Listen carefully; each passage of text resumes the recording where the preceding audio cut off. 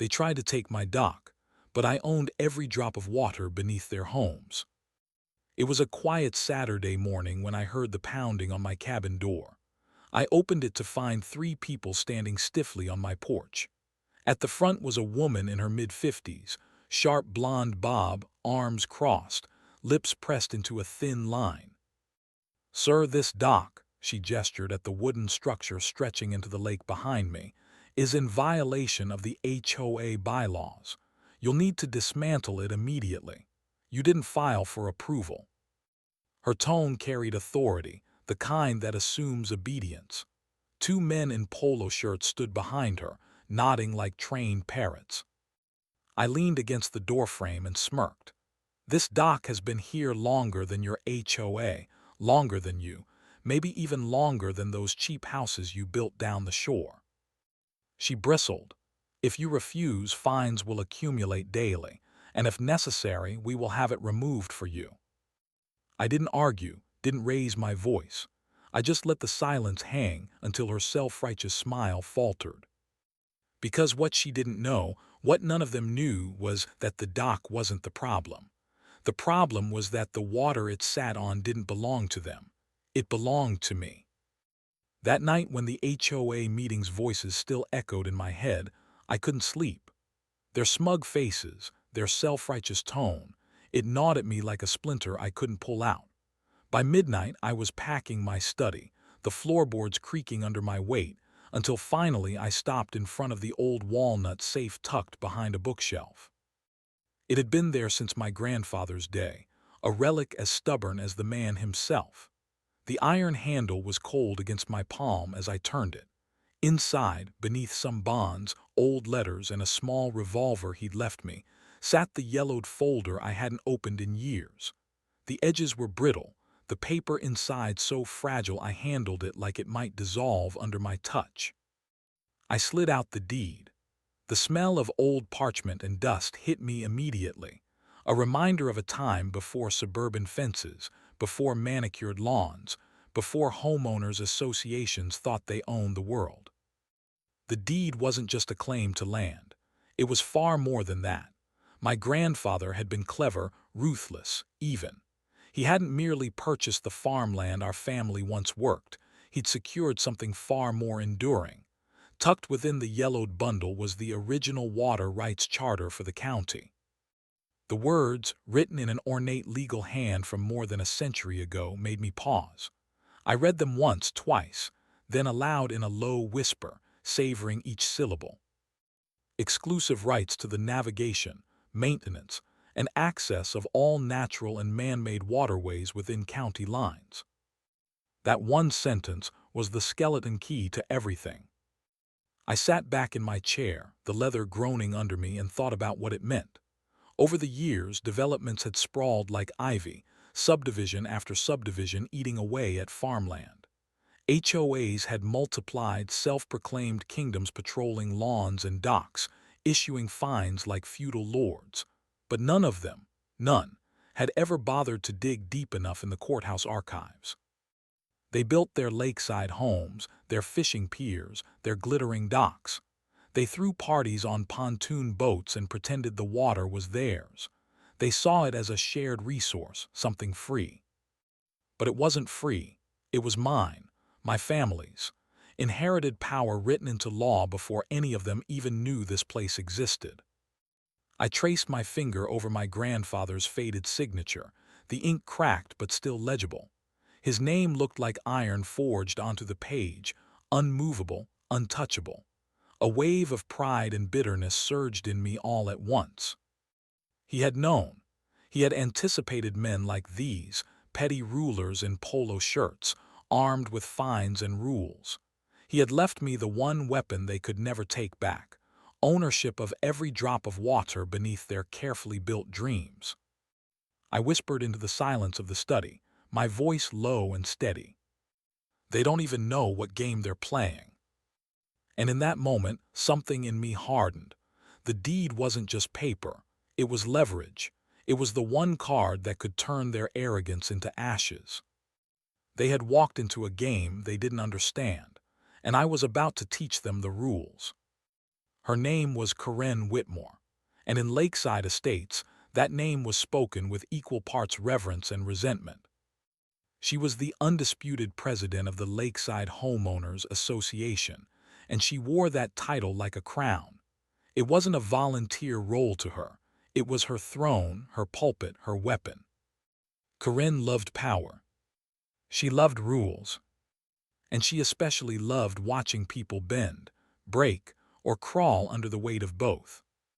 From the moment she'd moved into Lakeside, she made herself indispensable. Her husband, Harold, was a mild accountant with the kind of personality that blended into beige wallpaper, but Corinne was fire. She joined the board after 6 months, became vice president in less than a year. By the end of her second year, she dethroned the old president in what locals still referred to as the vote that split the neighborhood. Since then, Corinne had built her empire rule by rule, letter by letter, fine by fine. Grass 1 inch taller than regulation. Violation notice. Garbage can visible from the street for more than an hour after pickup. $50 fine. Holiday lights left up past January 10th. Warning followed by a fine. She was merciless and meticulous, and in her mind it wasn't cruelty, it was order. Without rules, there's chaos, she liked to say at board meetings, her thin lips curling into a smile. And I, for one, will not allow chaos in this community. The irony, of course, was that Corinne herself thrived on chaos, the chaos she created. Every fight, every petition, every appeal only deepened her control. She was the storm and the calm afterward, positioning herself as both problem and solution. And now her sights were set on me. The letter appeared the following week. I found it one morning taped to my dock post, the tape so taut it had cut little grooves into the wood. The envelope was bright white, the HOA logo embossed in the corner, Corinne's name scrawled with her practiced, sharp signature across the bottom. The message inside was simple, bold, and dripping with manufactured authority. Final warning: remove unauthorized structure in 14 days. Failure to comply will result in fines and legal action. I stood there, the paper fluttering slightly in the morning breeze, and laughed out loud. Corinne Whitmore thought she was the sheriff of these waters. She thought her laminated bylaws and photocopied notices gave her dominion over every plank of wood, every ripple of the lake. But soon she would learn the truth. Her jurisdiction ended at the sidewalk. Of course, Corinne didn't stop with just one letter. That wasn't her style. She escalated, testing boundaries the way a cat tests the limits of its prey before the final strike. Day 3 brought another letter, this time certified mail. Same warning, heavier ink. Unauthorized structure repeated like a mantra. Day 5, I noticed 2 men in polos and khakis standing at the edge of my property, clipboards in hand, measuring tape dangling from one wrist. HOA inspectors. Corinne's personal knights in pressed chinos. They walked the boundary line, scribbling notes as though my dock were a crime scene.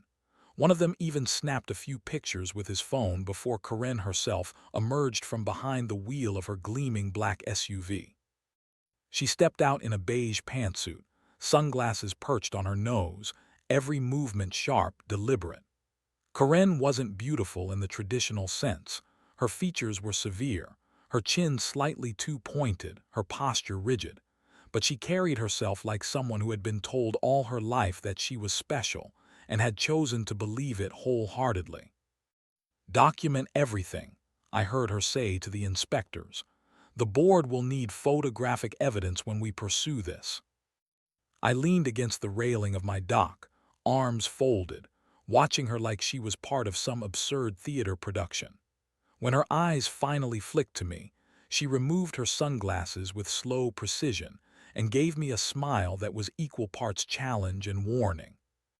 "Good morning," she called across the water. "Morning," I replied evenly. "You should know, you're in violation of multiple community codes. This dock doesn't meet regulation standards and was never approved by the board." "Good thing I didn't ask for their approval then," I said.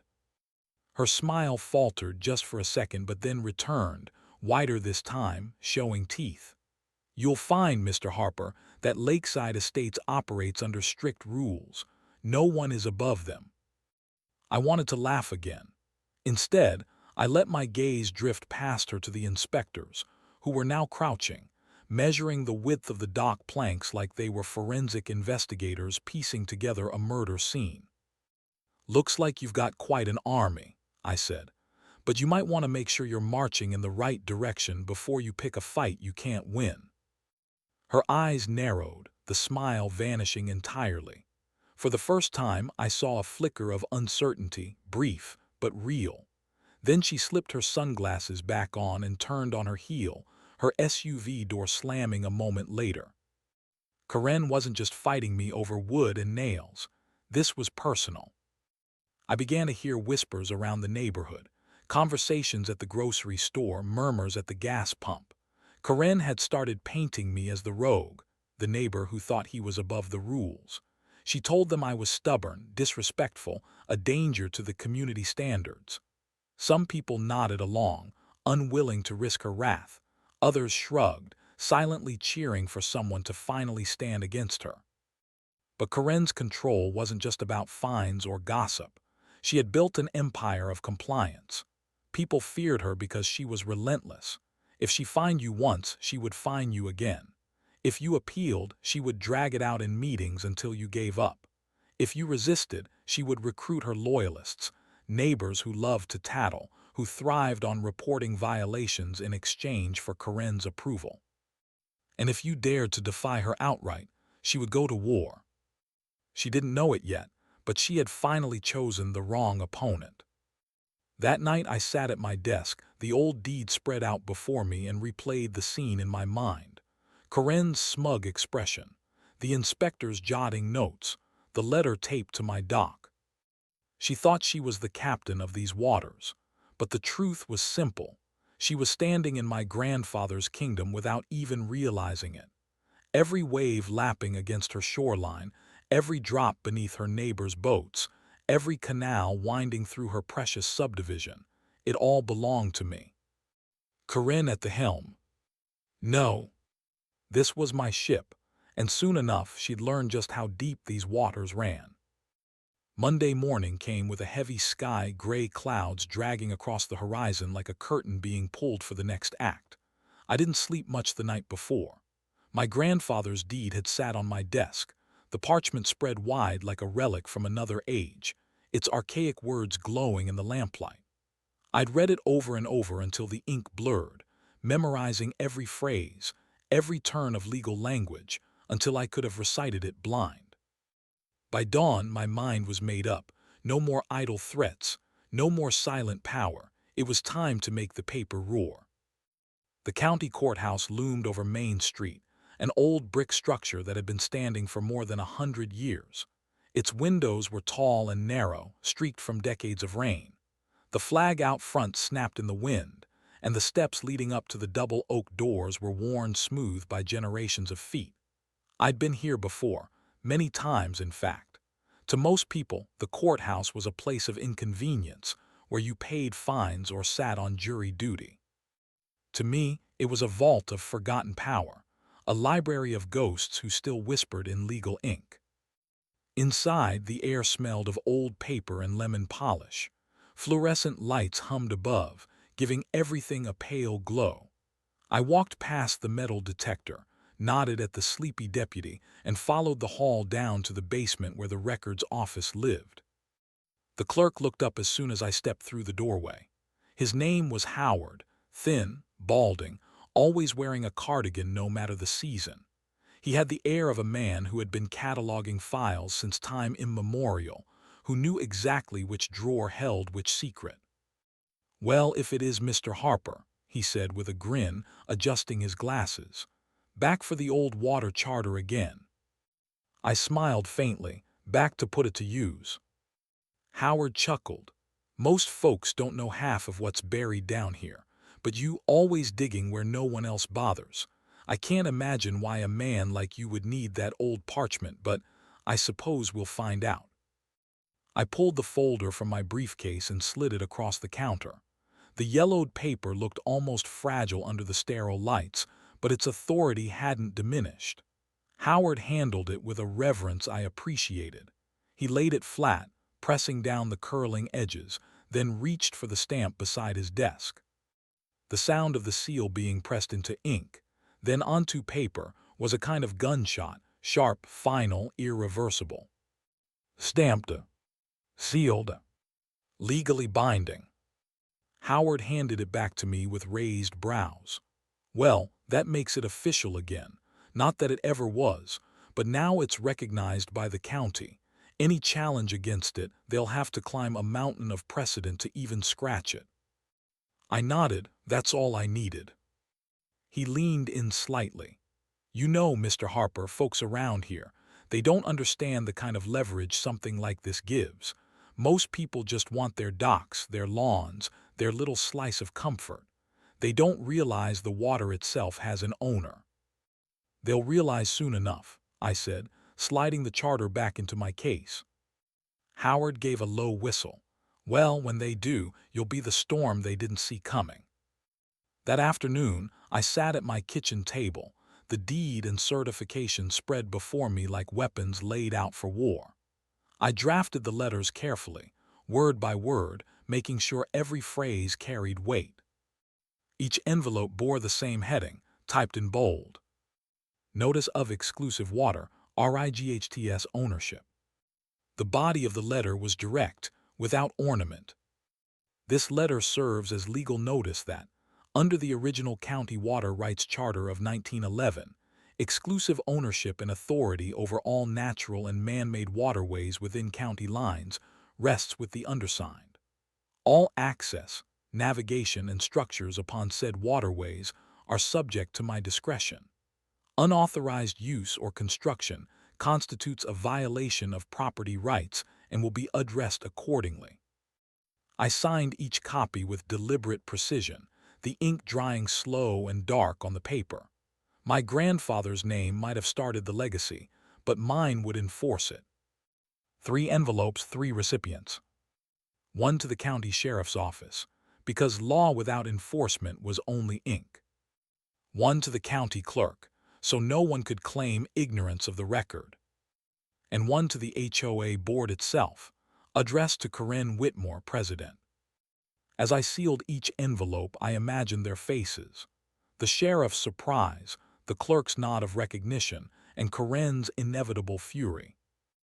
That night I walked to the mailbox at the end of my drive, the air crisp, the moon throwing silver across the lake. I slid the envelopes in one by one, each drop sounding like a gavel strike. There was no going back now.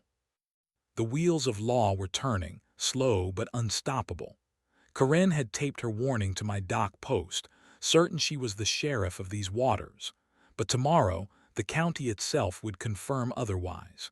Tomorrow, she'd learn that the game she thought she controlled was never hers to begin with.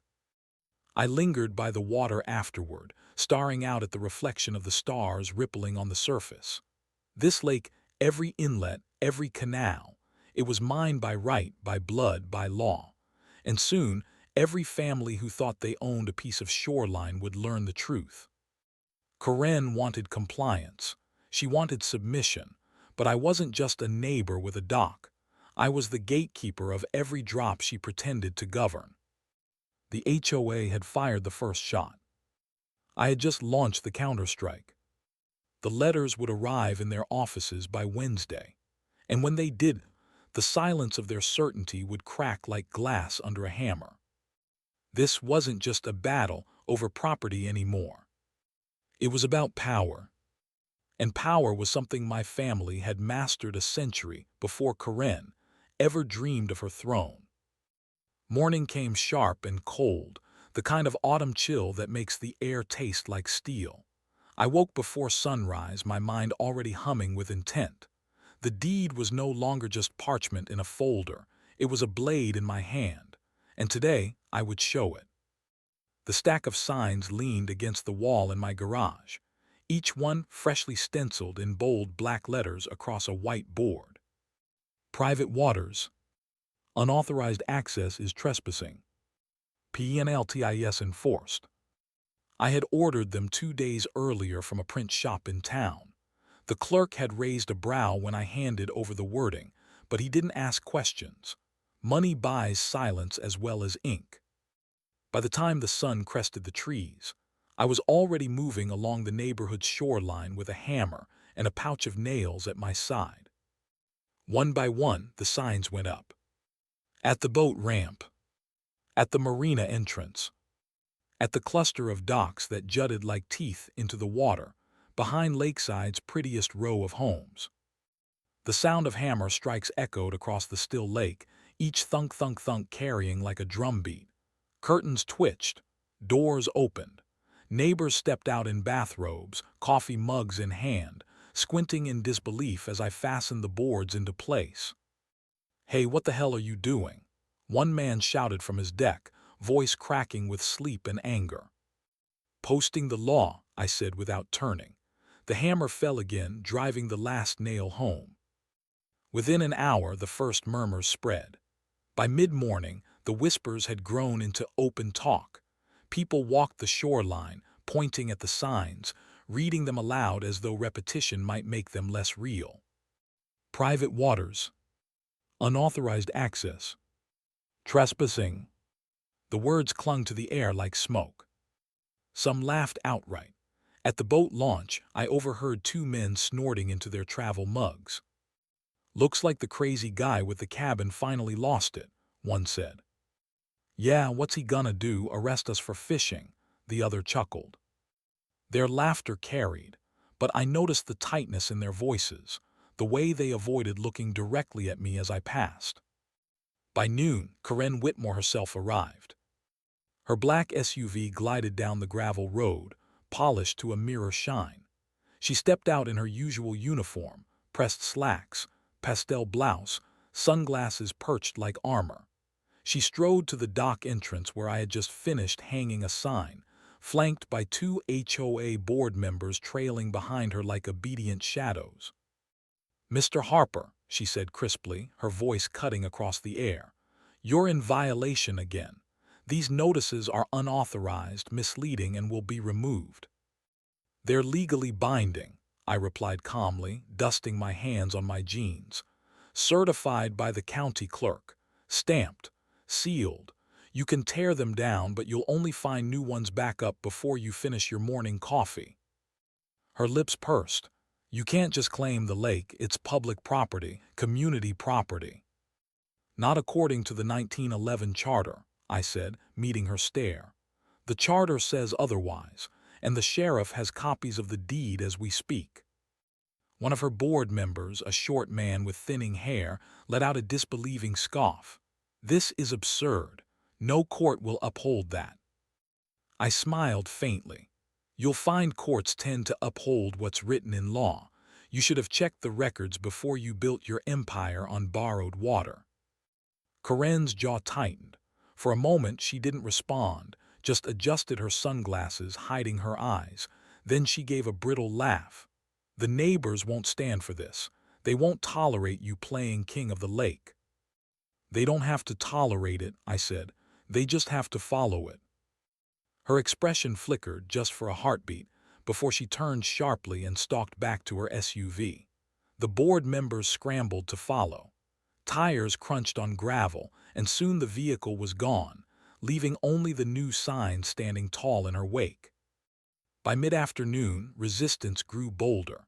A handful of neighbors tore down the boards, snapping them in half or tossing them into the water. I watched from my porch, arms folded, as they congratulated themselves. The victory was short-lived. Not an hour later, two county deputies arrived, summoned not by me but by the law itself.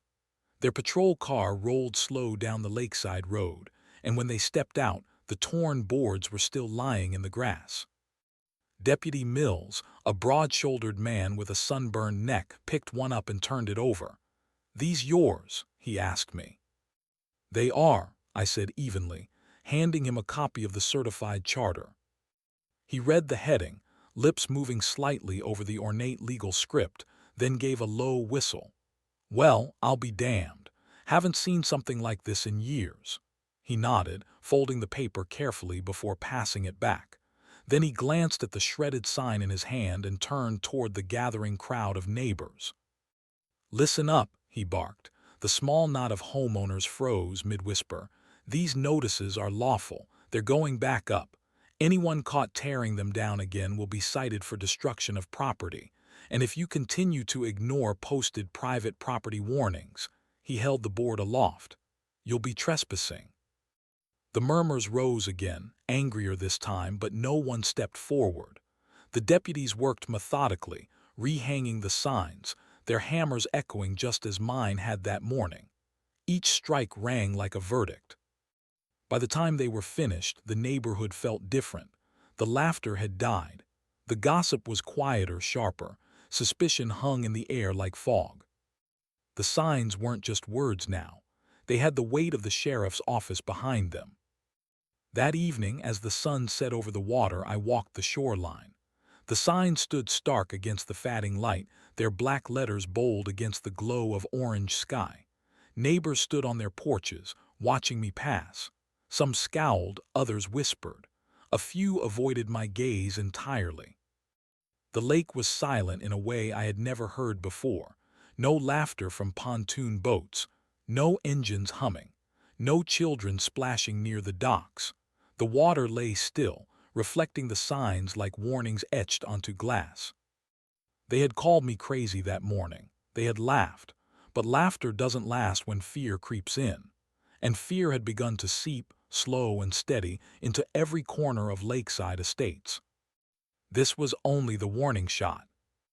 The first ripple in the water. The real storm was still to come. The first confrontation didn't take long.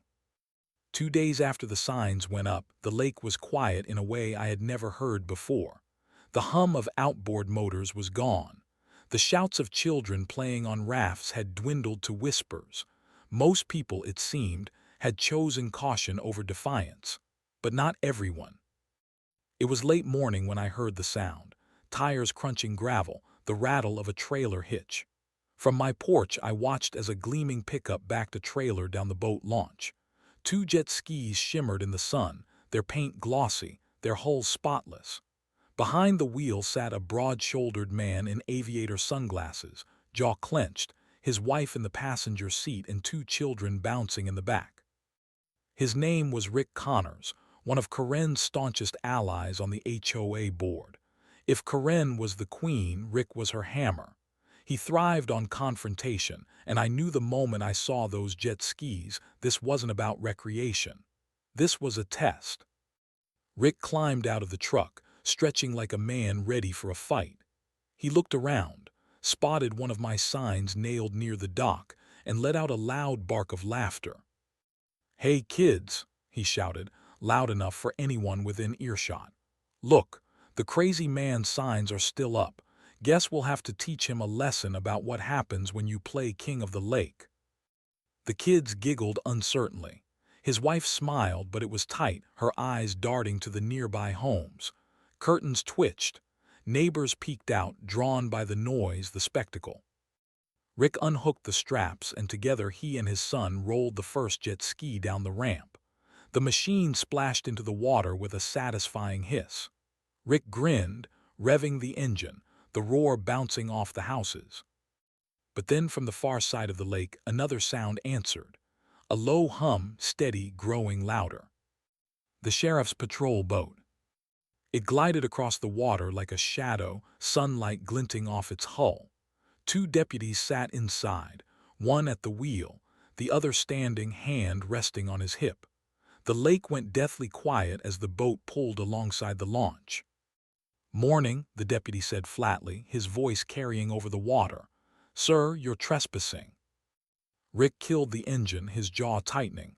"The hell I am. This is a public lake." "No, sir," the deputy said, tone unchanged.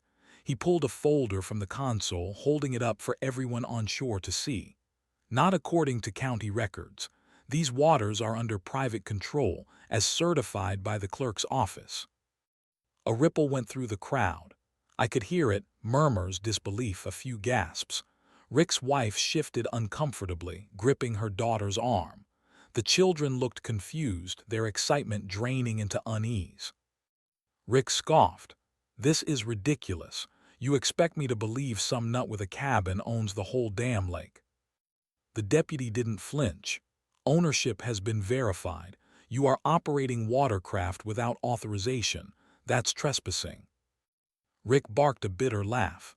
"So what are you gonna do? Arrest me for riding a jet ski?" The deputy's expression didn't change. "No, sir, but I will seize the unauthorized vehicles." Before Rick could reply, the second deputy stepped forward with a heavy chain. The sound of metal links clinking was unmistakable, final.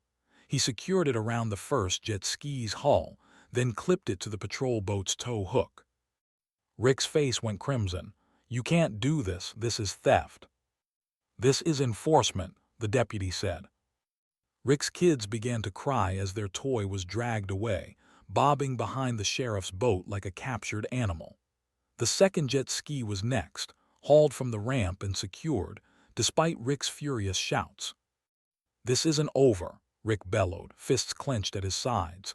"You hear me? You'll pay for this. You and that lunatic hiding in his cabin." I didn't move from my porch. I simply watched, silent, as the law carried out what the deed demanded. Within 20 minutes, both jet skis were gone, chained and towed toward the county impound. The patrol boat's wake rippled across the lake, scattering leaves and shattering the last illusion of community control.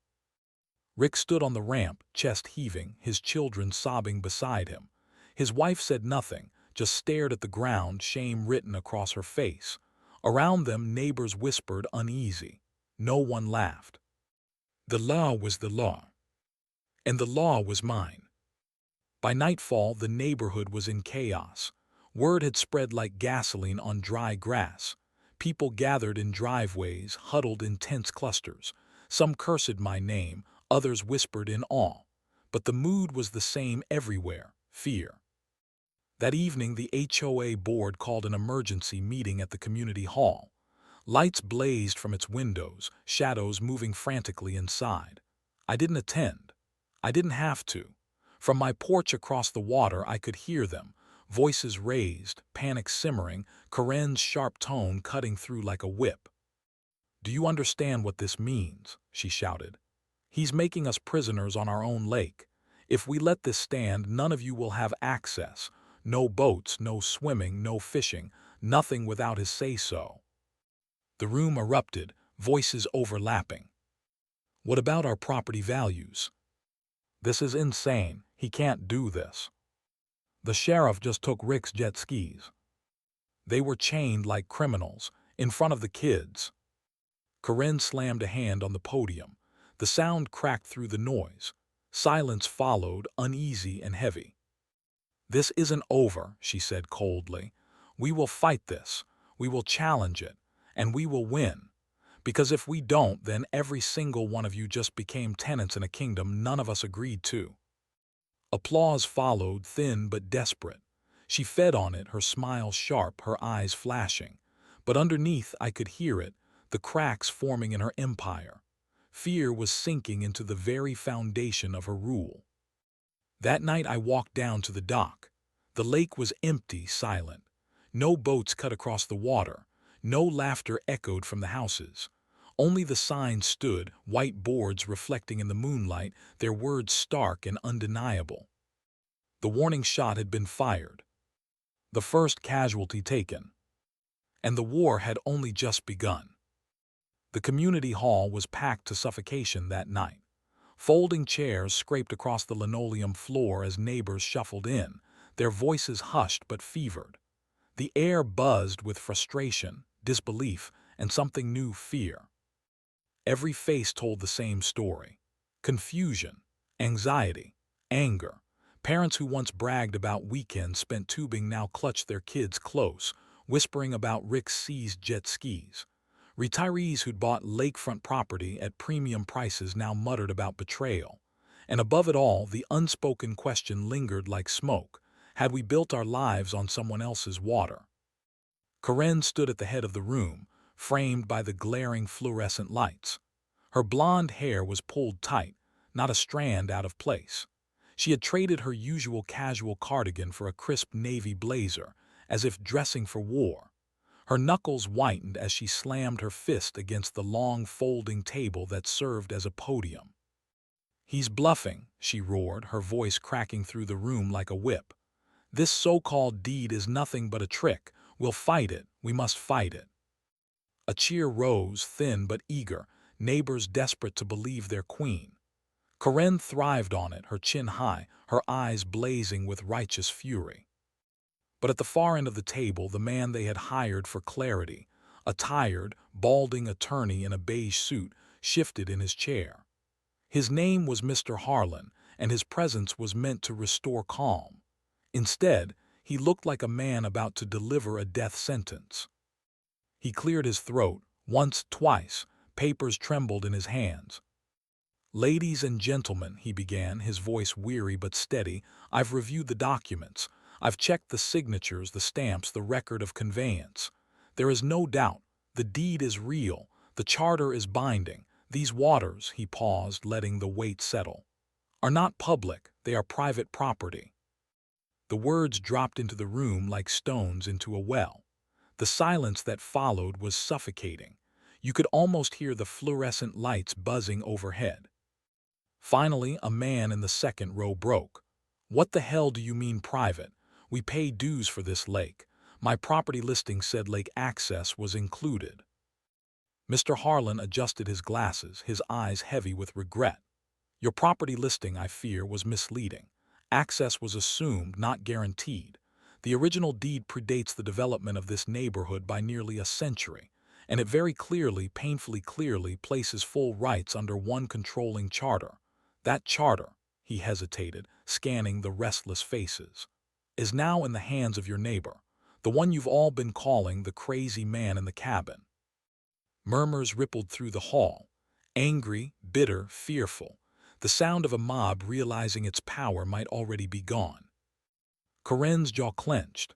Her eyes darted toward the crowd, searching for allies, for strength. "This is outrageous," she barked, her voice rising with a shrill edge. "Do you hear this?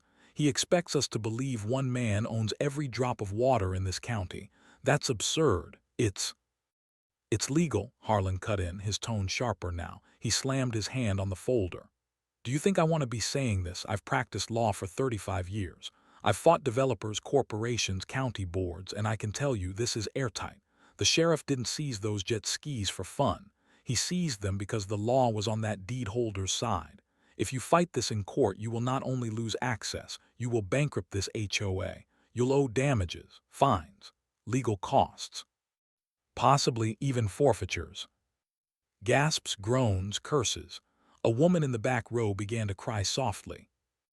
But Karen refused to yield. Her fists pounded the table again, shaking the water pitcher beside her. "No, no, damn it. We will not be bullied out of our rights by some recluse with a piece of paper. This community belongs to us." The crowd's reaction was mixed. Some cheered, clinging to her defiance like a lifeline. Others shifted uneasily, recognizing the desperation in her voice. One neighbor, a thin man with a baseball cap, stood up, his voice cracked with raw fear. "Karen, my son was on that dock yesterday when the sheriff showed up. He watched deputies chain those jet skis like stolen cars. He cried all night. Are you telling me this is just going to happen again and again because you think we can win?" Karen's face flushed red. "We will win," she snapped. "We'll file injunctions, appeals, lawsuits. We'll bury him in paperwork until he gives up." But Harlan shook his head slowly, his mouth twisting in something between pity and disgust. "You can bury a man in paperwork, Mrs. Whitmore, but you cannot bury a charter that predates your HOA by 90 years. This isn't a fight you can win. Not in court, not in county hall. The law is not on your side." Her pallor shifted then, red to white. For just a moment, a flicker of doubt crossed her face, but she caught it, smothered it, and straightened.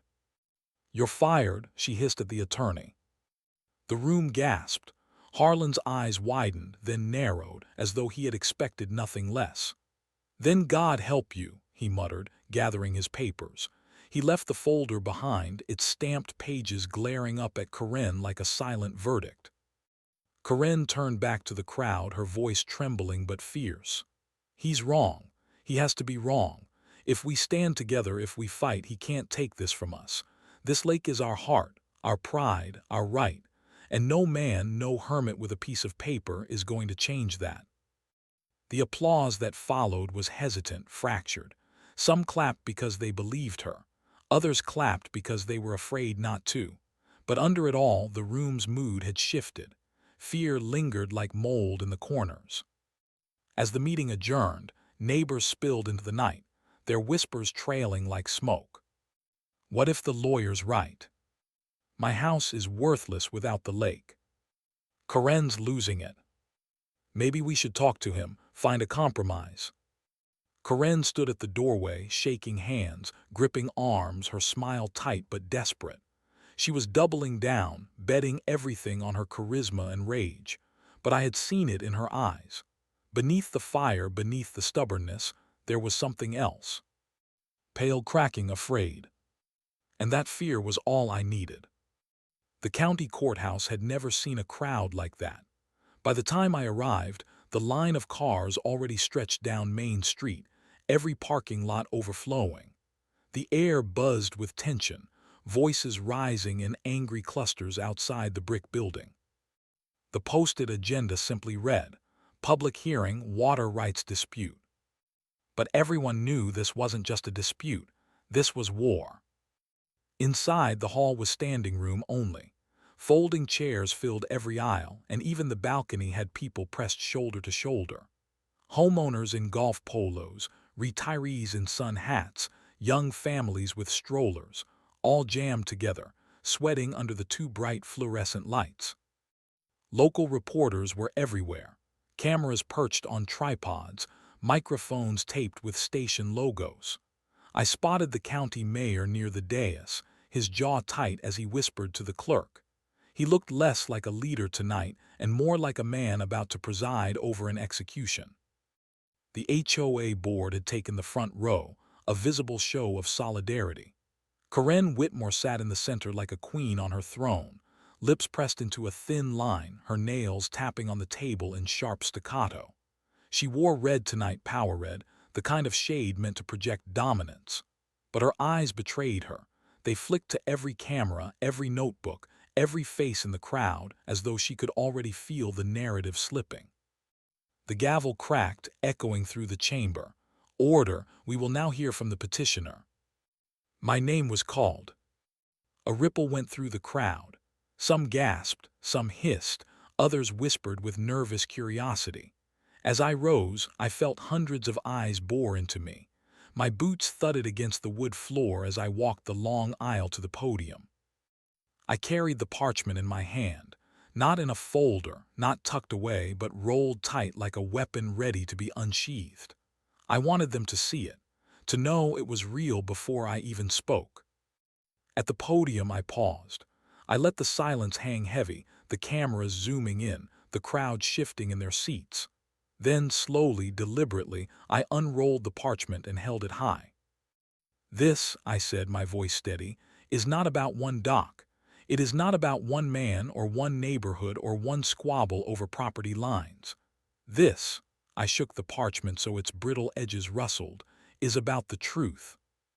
The words rang out, sharp as glass. I lowered the parchment, flattening it across the podium so the nearest camera could catch every faded line of ink. My family owns the water rights, all of them. Every creek, every canal, every lake in this county. For over a century, it has been in our name, signed, sealed, and recorded. And for decades, HOAs, developers, and suburban dreamers ignored it. They built homes and docks and playgrounds without ever checking the records room. They thought water was free. I paused, letting the silence pull taut. Then I leaned forward, my voice cutting lower, sharper. But it was never free. It was inherited power, mine, and today that ignorance ends. The room erupted. Gasps, shouts. A woman cried out, "Liar!" A man shouted, "This can't be legal." Cameras clicked like gunfire, capturing every second. Reporters scribbled furiously, their pens tearing paper. Karen surged to her feet, her chair screeching back, her voice slicing above the chaos. "This is outrageous. He's a fraud, don't listen to him." "Order, order." The judge's gavel hammered down, but Karen kept shouting until deputies stepped forward, warning her with firm hands. "This is MY community," she shrieked, face red, spittle flying. "No recluse with a piece of paper is going to dictate our lives. He's bluffing. He's always been bluffing." The gavel cracked again, louder, and the judge's voice thundered. "Mrs. Whitmore, sit down or you will be removed." The crowd tilted.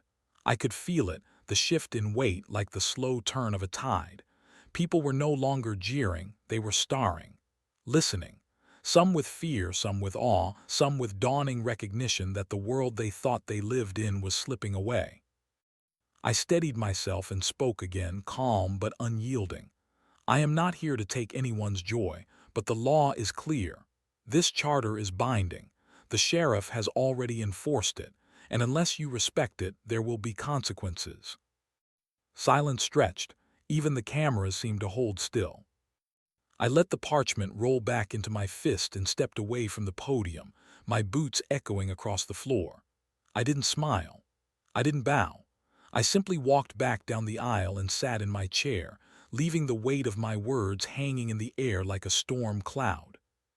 For the first time, Karen didn't meet my eyes. She stared straight ahead, pale beneath the camera's glare, her knuckles trembling on the table. The room had tilted, and not in her favor.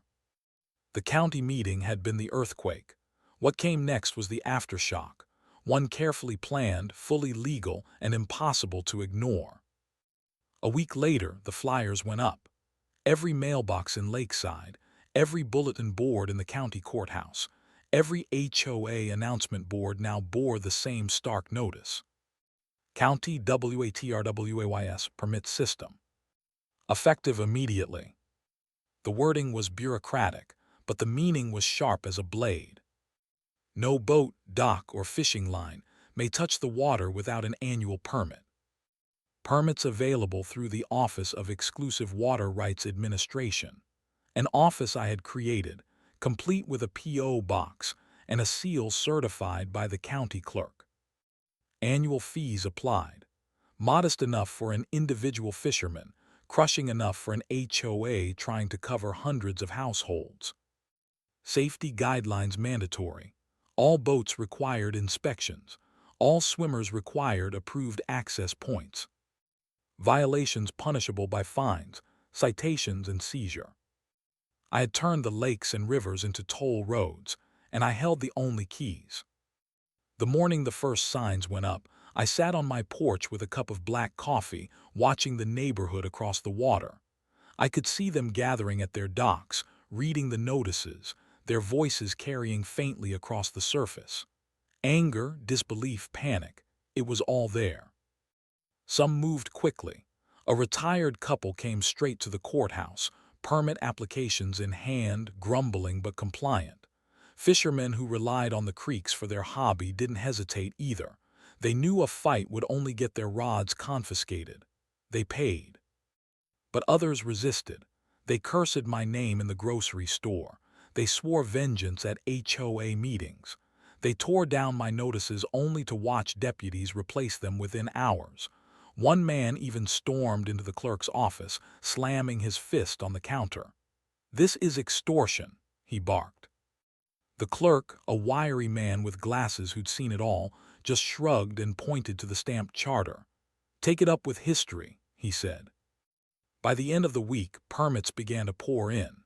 Neighbors who once scoffed at me were now cutting checks.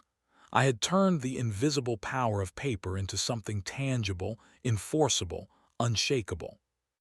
The local news ran the headline. Lake Wright's battle ends with permit system, homeowners forced to pay. The story spread. Some painted me as a villain, a miser clutching the county's waterways like a dragon hoarding gold. Others called me a hero, a lone man who had beaten the monster of unchecked HOAs with nothing but patience and old law. Either way, my name was everywhere, and my bank account grew. But the money wasn't what mattered most. No, it was the shift I saw every morning on the water.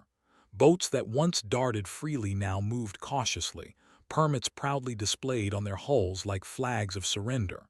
Fishermen waved to deputies, not in defiance but in compliance. Kids who swam off private docks now had to trek to the designated access points. Control, total control. Property values across Lakeside began to sink. Realtors whispered about lawsuits, but their clients weren't interested in fighting battles already lost. Without unrestricted water access, those once premium homes were little more than overpriced boxes. Buyers turned cold. Sellers grew desperate. And through it all, Corinne fumed. I heard her at the town hall steps, her voice hoarse from shouting. She called me a tyrant, a thief, a fraud. But the cameras no longer flocked to her. They wanted sound bites from me, the man with the parchment, the man with the law. And each time I spoke, I gave the same calm reply. This isn't about greed, it's about stewardship. For too long, these waters were abused, treated like property that didn't belong to anyone. But they belong to someone, and rules are rules. The irony never escaped me. Corinne had built her little empire on rules, trash bins hidden, fences a uniform height, lawns no higher than 3 inches. And now, she lived under mine. She had no choice, none of them did. Because without my permits, their lakes were just empty holes in the ground. By the time the air cooled and the leaves began to turn, the neighborhood had changed beyond recognition. The HOA newsletters stopped arriving. Their patrol cars no longer circled the roads. The threats, the shouting, the late-night pounding at my door gone. What remained was a hollow quiet, punctuated only by the rustle of dying leaves and the occasional groan of Corinne's collapsing empire. Her 2-story house, once a beacon of smug authority with its pristine shutters and manicured hedges, now wore a new kind of badge, a large, sun-faded for sale sign hammered into the front yard. The paint on her porch railing peeled. Weeds clawed their way through cracks in her once perfect walkway. The sight of it made neighbors whisper, but nobody dared say a word to her face anymore. Corinne no longer walked the streets with her clipboard. She didn't bark orders about trash bins or holiday decorations.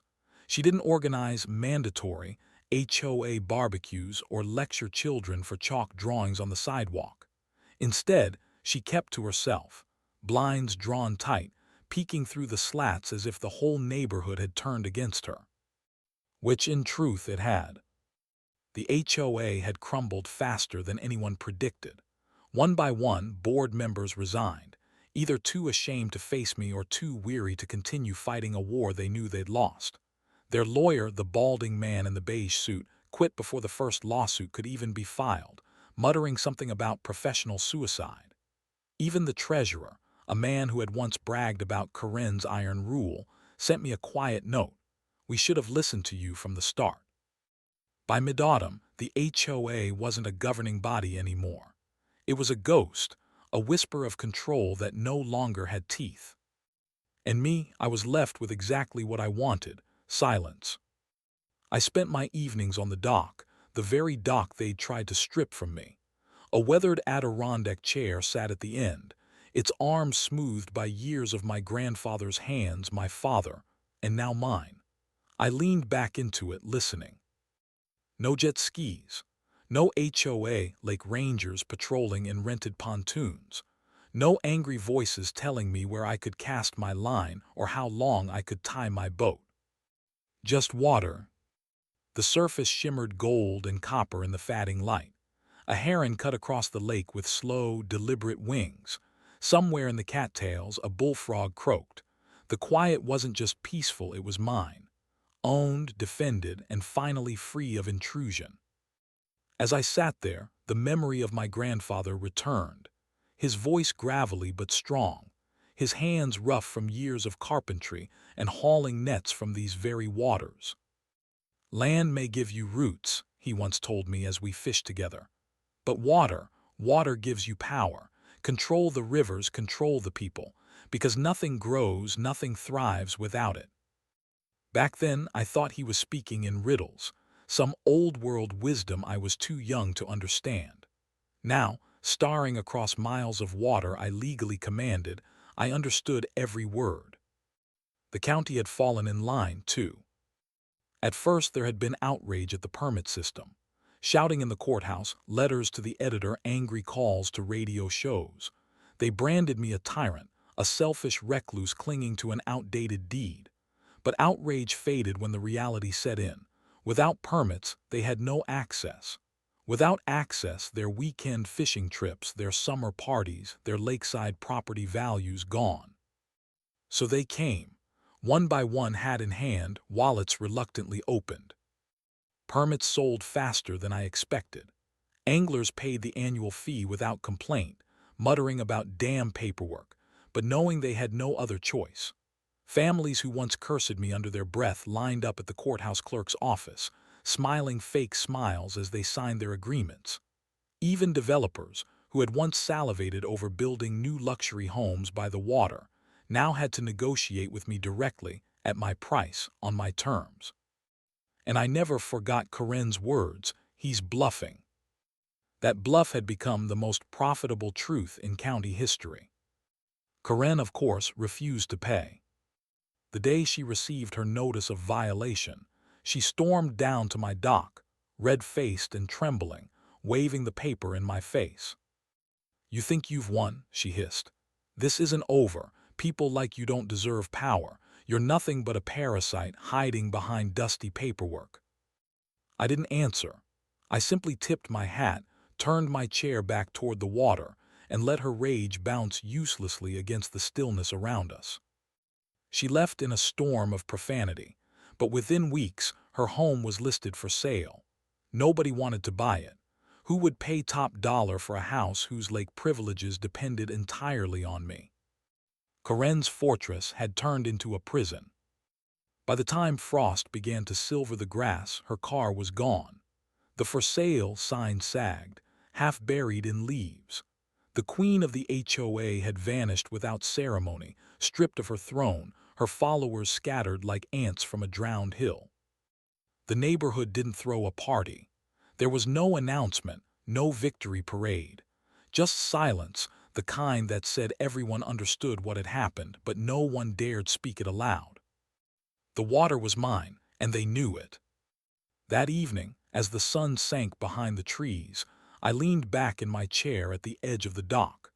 The horizon bled into shades of orange and purple, the lake reflecting every color like liquid fire. I breathed in the cool air, the scent of pine and wet earth, and whispered the words my grandfather had given me, words I now carried like a crown. Land may give you roots, but water gives you power. The surface rippled softly, as if the lake itself bowed in agreement.